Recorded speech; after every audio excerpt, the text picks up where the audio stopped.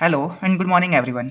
आज के इस लेक्चर में हम बेसिक क्वांटम मैकेनिक्स की एक प्रॉब्लम को डिस्कस करेंगे और प्रॉब्लम में हम हाइड्रोजन एटम की ग्राउंड स्टेट एनर्जी निकालेंगे with the help of uncertainty principle. ठीक है, तो सबसे पहले हमने यहाँ पे एक हाइड्रोजन एटम कंसीडर कर लिया। ये अपने पास एक हाइड्रोजन एटम है, ये हमने हाइड्रोजन एटम का न्यूक्लियस मान लिया जिसके अंदर एक प्रोटॉन है अपने पास, और इस न्यूक्लियस के ऊपर जो चार्ज है वो हमने Ze ले लिया और ये हमने इलेक्ट्रॉन माना है जिसके ऊपर हमने -e चार्ज ले लिया। ठीक है, और इन दोनों के बीच का जो सेपरेशन है, जो रेडियस है, वो हमने r ले ली। ठीक है, अब किसी भी सिस्टम की जो टोटल एनर्जी वो क्या होगी?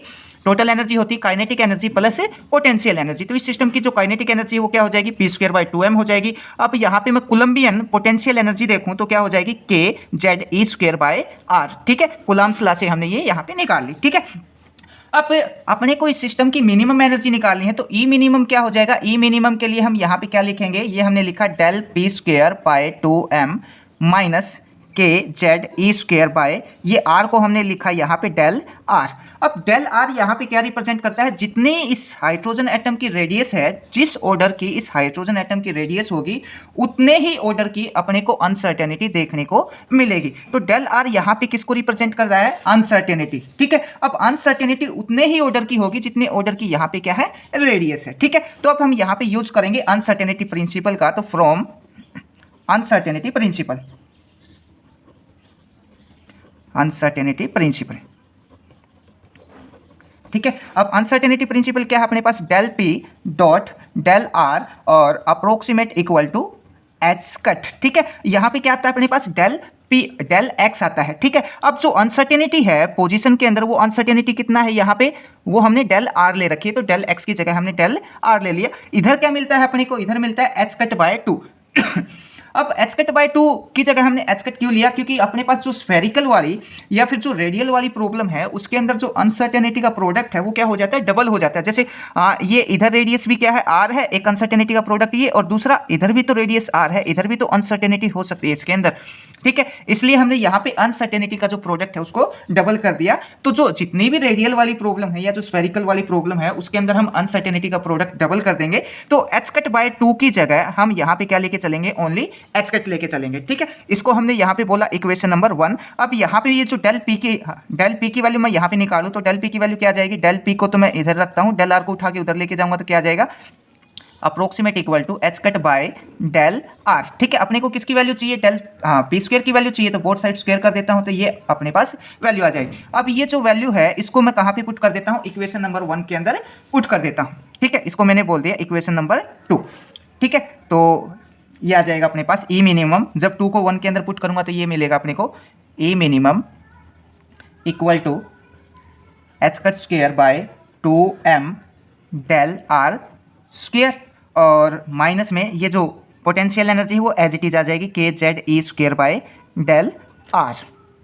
अब ये जो del r है, इस del r को अप्रोक्स किसके इक्वल मान लेते हैं? r के इक्वल ही मान लेते हैं, क्योंकि जितना अनसर्टेनिटी होगी, अनसर्टेनिटी कितना होगी? रेडियस के जितना ही अनसर्टेनिटी होगी अपने पास। तो हमने यहाँ पे del r की जगह क्या मान लिया?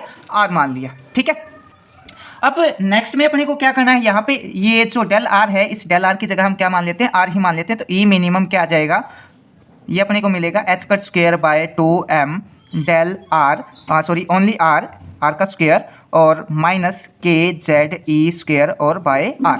ठीक है, अब अपना जो अगला जो टास्क है, इस अगले टास्क में हम ये जो r है, इस r की वैल्यू पता कर लेते हैं। ठीक है, अब r की वैल्यू पता करने के लिए हम यहाँ पे क्या करेंगे? ये जो ई मिनिमम हमने निकाला है, मिनिमम एनर्जी, इसका r के रिस्पेक्ट में डेरिवेटिव कर देते हैं। तो ये क्या आ जाएगा? D E minimum by D R. अब इसका r के रिस्पेक्ट में डेरिवेटिव करूंगा तो अपने को यहाँ से r की वैल्यू मिल जाएगी, और वो r की वैल्यू मैं वापस कहाँ पे पुट करूंगा? इस इक्वेशन नंबर 3 के अंदर पुट कर दूंगा। ठीक है, तो इसका जब डेरिवेटिव करेंगे तो क्या मिल जाएगा अपने को? -2h²/2m r³, और ये क्या आ जाएगा? प्लस आ जाएगा, और साथ में kZe²/r²। सॉरी, बीच में एक कॉल आ गई थी। तो हम कहाँ पे थे? अपने पास ये जो इक्वेशन नंबर 3 है, इस इक्वेशन नंबर 3 में अपने को r की वैल्यू निकालनी है। तो r की वैल्यू निकालने के लिए इक्वेशन नंबर 3 का जो r के रिस्पेक्ट में फर्स्ट डेरिवेटिव करेंगे r के रिस्पेक्ट में, और उसको इक्वल टू 0 रख देंगे। ठीक है, तो अब इसका डेरिवेटिव करेंगे तो अपने को क्या मिल जाएगी? ये वाली टर्म मिल जाएगी, और इसको इक्वल टू हमने यहाँ पे क्या रख दिया? 0 रख दिया। ठीक है, अब ये 2 से ये 2 क्या हो जाएगा? कैंसिल हो जाएगा, और ये वाली जो टर्म है इसको उठा के इक्वल टू के साइड से उधर लेके जाऊँगा तो क्या मिल जाएगा अपने को? ये मिलेगा kZe²/r² equal to h² bye mr³।